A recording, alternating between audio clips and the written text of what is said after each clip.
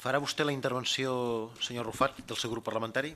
Vostè la paraula en nom de l'ESCUP. Moltes gràcies. CUP, l'ESCUP, com prefereixi.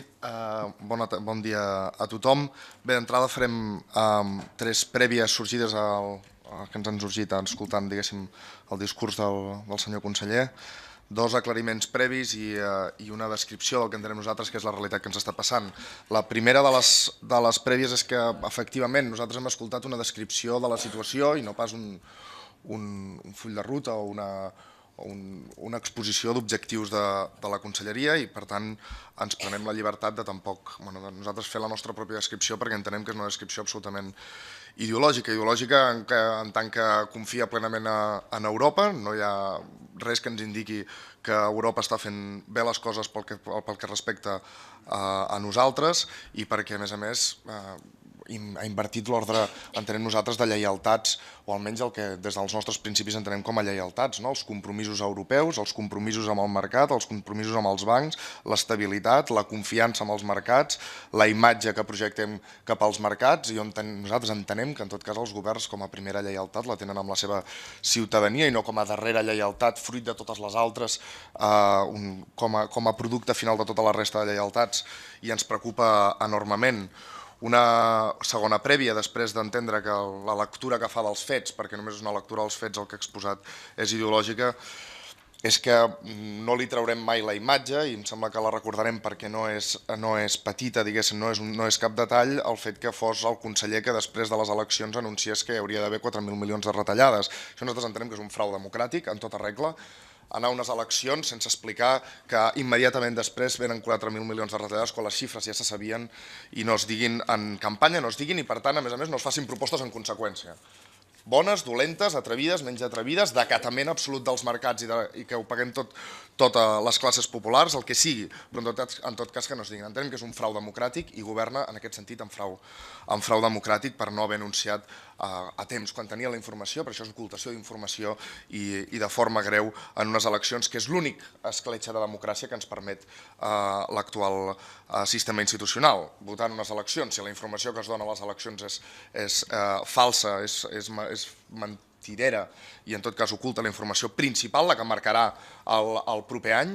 entenem que és un frau absolut. I una tercera prèvia, que és que nosaltres vam formular una pregunta. L'únic instrument de control de govern que tenim per ser un grup petit i perquè s'ha deixat el que s'ha deixat per a l'oposició per tal de fer controls al govern en el passat ple, el president del govern diguéssim que no ens va respondre i va sortir quina opinió política li mereixia el fet que estiguéssim pagant enguany 2.300 euros d'interessos als bancs. Interessos als bancs és allò que una colla d'accionistes guanyen sense fer res, sense treballar, que és una mica el que paguem entre tots perquè hi hagi una sèrie de gent que visqui molt bé i sense treballar cobri una sèrie de diners que surten del nostre esforç, del nostre treball, de les nostres rendes, dels nostres serveis públics, dels nostres impostos. Fetes aquestes tres prèvies, dos aclariments. Nosaltres som de la cultura de l'austeritat. No som de la cultura ni remotament del keynesianisme del fer pous per tapar-lo. Som de la cultura de l'austeritat, de que cada euro compta i de que s'ha d'anar molt curosament amb els diners. Per tant, no farem cap discurs de la despesa per la despesa. En tot cas, ens podrà trobar sempre que es parli d'austeritat, no com a mesura política, sinó com a cultura, igual que amb humilitat. I un segon aclariment, nosaltres som independentistes justament per aquestes qüestions que avui s'han exposat, perquè volem i entenem la independència com el mecanisme i com l'instrument d'accedir a la sobirania política i econòmica que ens permeti actuar dins el marc del mercat lliure amb autoritat democràtica i amb sobirania. Miri, nosaltres la llegim, i aquí ja passo a la lectura, vostè ha fet una lectura de la realitat i de l'economia i de la seva vinculació amb els pressupostos públics, nosaltres en fem una altra, nosaltres fem una lectura de la crisi des del 2008 que certament no és gaire alentadora pel que ha de venir. Perquè més que llum al final del túnel, o quan nosaltres mirem la llum al final del túnel, hi veiem bàsicament un tren que ve de cara i no pas una sortida del túnel. El 2008 va començar una crisi i automàticament patronals i mitjans de comunicació fins van començar a distribuir una espècie de discurs que era això és passatger, cauran les fulles mortes, no naixeran de verdes, els famosos brotes verdes, això és com la pell de la serp, que quan és vella muta i en surt una de més regenerada, etc. I vostè, que abans era paleta, estudi per Community Manager, que li anirà molt bé, i això és un canvi cíclic, i això ha resultat ser una absoluta estafa i mentida, la de la crisi sistèmica, de la crisi cíclica, que semblava que hi estàvem abocats, vam passar la crisi estafa, i ara ja hem passat a una crisi que és més que una estafa, que és un desafiament obert i gairebé bel·ligerant i amb conseqüències violentes sobre la nostra població, del capital financer, i amb ells tota la legislació construïda favorable al capital, tots aquests compromisos dels que parlava vostè, d'obrir una guerra absoluta contra les classes populars. Una guerra en la qual no estan disposats ells a perdre cap benefici, cap dividend. I miri, com a mostra li diré que vostè anuncia 4.000 milions d'euros de retallades pel pressupost, que seran o no rebaixables segons els dèficits, segons els impostos si surten bé o no són invalidats o realment serveixen d'alguna cosa els que s'han proposat. 4.000 milions d'euros de retallades i Abertis, Gas Natural i Repsol, per posar exemples de 3 empreses, diguéssim, en participació o en matriu catalana, anuncien públicament beneficis nets després d'impostos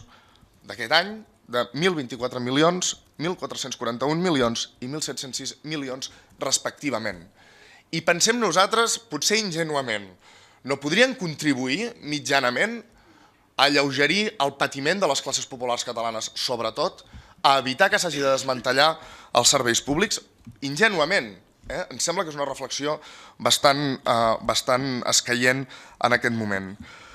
I venim nosaltres, com sap, les candidatures d'Unitat Popular, dels moviments socials, d'altres de l'esquerra independentista, però també d'una pràctica als ajuntaments on des del 2011, des que hi va haver les eleccions municipals, ens té esfereïts per l'observança directa de com funciona el mecanisme de l'endeutament progressiu a partir del deute. Allò que nosaltres, junt amb l'entrega gratis de diners als bancs, anomenem deute il·legítim, deute que no hem generat ni la ciutadania ni ens en beneficiem la ciutadania, sinó que genera el propi sistema financer i la pròpia legislació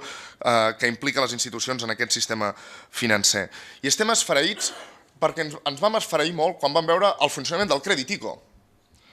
i que entenem que és el mateix que el funcionament del Fons de Liquiditat Autonòmic i que és bàsicament una estafa considerable. I que com a tal s'hauria de denunciar des de les nostres institucions i des de qui encapçala les nostres institucions que una cosa és acceptar que és l'únic marc possible ara mateix i l'altra és no dir l'estafa que representa, no en termes de competència entre Madrid i Barcelona, sinó en termes de la guerra oberta que té el capital financer amb el suport d'estats, Unió Europea i altres institucions i partits contra les classes populars. Perquè per l'impagament de factures als ajuntaments s'obligui a demanar un crèdit ICO amb un 6% d'interès que genera 10 milions d'euros d'interessos i que si no s'accepta aquest crèdit s'intervé l'Ajuntament i se'l priva i que a més després una vegada s'ha acceptat aquest crèdit perquè és obligatori acceptar-lo, et passin la llista dels bancs i no hi hagi més que lladres a la llista, bancs que han fet fallida, bancs que s'han endut els diners, bancs governats per lladres, això és una estafa a les classes populars. I amb el Fons de Liquiditat Autonòmica entenem que és exactament el mateix, però amb tants altres mecanismes de finançament dels anteriors que ens van portar a la crisi i dels que estan gestionant la misèria. Perquè pagar les obres de la C25, que són pressupostades per 700 milions d'euros, 727 milions d'euros, i que pel sistema aquest que ho avança l'empresa, etc., n'acabem pagant 2.000 i escaig, no deixa de ser una estafa, que haguem de pagar 3 vegades el cost de la carretera, perquè ens ho financia el capital privat, no deixa de ser, perquè això ho acabem pagant tots nosaltres, els diners, vull dir, poden anar endeutant-se, però els diners finalment surten de les rendes del treball i dels impostos, bàsicament. Europa ens obliga a una austeritat que és un austericidi, no perquè no estiguem d'acord amb la cultura de l'austeritat, com he dit al principi, sinó perquè està infligint un patiment innecessari, perquè així no ens sortirem tampoc de la crisi. I com que em diuen que només tinc un minut, propostes concretes que hauríem d'impulsar, i nosaltres sí que les fem, i ens dirà que no té el poder suficient, que no té la sobirania suficient, que no té la legislació suficient. Recordi que som independentistes nosaltres i que advoquem per accedir a la sobirania política i a la sobirania econòmica, i en aquest marc i en aquesta perspectiva fem nosaltres les propostes. Auditoria del deute, perquè s'ha d'informar la gent quin deute és legítim o quin deute en tot cas ha estat generat, ens agradin o no les inversions que es va fer, en què es va gastar i com es va adjudicar, però han servit per fer alguna cosa, i quin deute, en canvi, està generat pel deute o perquè s'han entregat els diners als bancs. Això és importantíssim, perquè això ens pot clarificar, com va fer Equador, replantejar-nos la renegociació del deute. Òbviament, una renegociació del deute que ha de venir per la sobirania popular, per la sobirania nacional i per marcar distàncies amb la Unió Europea i amb els mercats financers. Una banca pública, però no només una banca pública que sigui un ICO, una banca pública perquè és absolutament immoral que nosaltres, els treballadors i les treballadores, tinguem els nostres estalvis en mans de lladres, en mans de gent que especula, en mans de gent que juga amb els nostres estalvis al casino. Això, com a institució pública que vetlla pel benestar del conjunt i que intenta aplicar una sèrie de valors democràtics i humanitaris al conjunt de la societat, hauria de ser prioritari establir un sistema d'estalvi i d'inversions que estigués sota control democràtic i no sota control democràtic com van controlar vostès les caixes d'estalvis que ja no existeixen, sinó sota control democràtic en esfera real. I fins aquí l'exposició. Moltes gràcies, diputat, per la seva intervenció i agraeixo